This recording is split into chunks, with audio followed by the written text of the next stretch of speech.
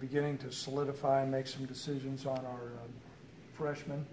You'll see Avante Cox right now would look like he's going to play, and Jared Scott. I also think Ravante Holt. And, we may make a decision on Jackson as a defensive tackle. So that's kind of where we're at. We will probably be without Austin Fort for maybe 3 to 4 weeks. He's got a slight PCL tear, so it's going to be non-surgical. So, but that's 3 to 4 weeks. So we'll see how he progresses. So outside of that, I think we're making progress as a football team. I know with Avante, you guys really like his speed and his burst, but it seems like he has some pretty good hands out there too. Is that another strength of his at receiver? Out of high school, he was dynamic and did a lot of things with the football, and he's caught the ball well.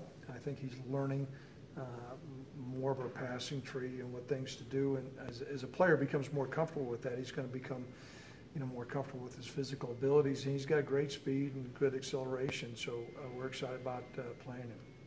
I know the ideal plan is obviously to redshirt freshmen when they come in, but it's exciting to see kids step up and kind of fill voids that you have like that. There's no doubt about that. I think what's an indication is, our recruiting is continuing to improve. I think you're also seeing freshmen, they're maturing faster than what they used to, and so the lay of the land of college football is changing. And so when these guys have the ability, there's a couple criteria we look at. Number one, do we have a positional need? Number two, do they have the physical ability? And then the third factor is their emotional maturity.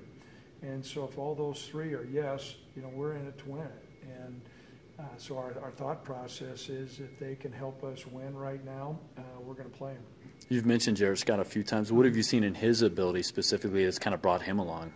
Well, first of all, he's a tall guy. He's got a big presence. I mean, I don't know how much he weighs, but he's a good 6'6", and he's got huge hands. And so, being able to match him up against some guys, there's a real size disadvantage.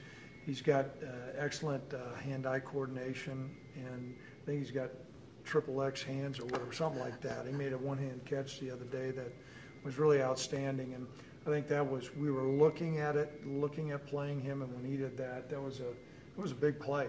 It didn't matter what level of competition, and so we're going to look at playing him.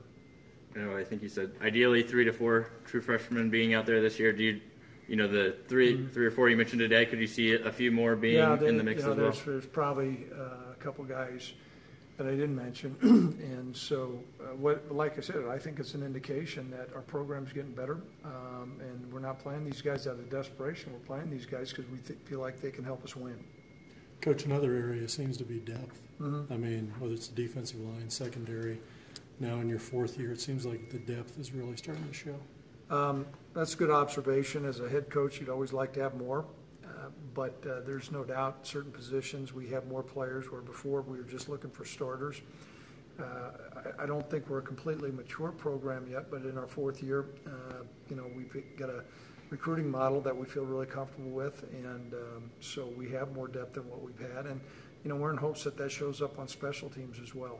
You mentioned liking Javari out there. I think did he play D-end in high school, or I guess what have you seen from him so far? He played on the defensive line. He's about 200. He's getting close to 280 pounds. He's strong, and so there's a good strong presence in the middle. And defensive linemen are guys that you have to roll a lot of different players, and so from that standpoint, he's got a strong physical presence inside, and we're going to need those guys.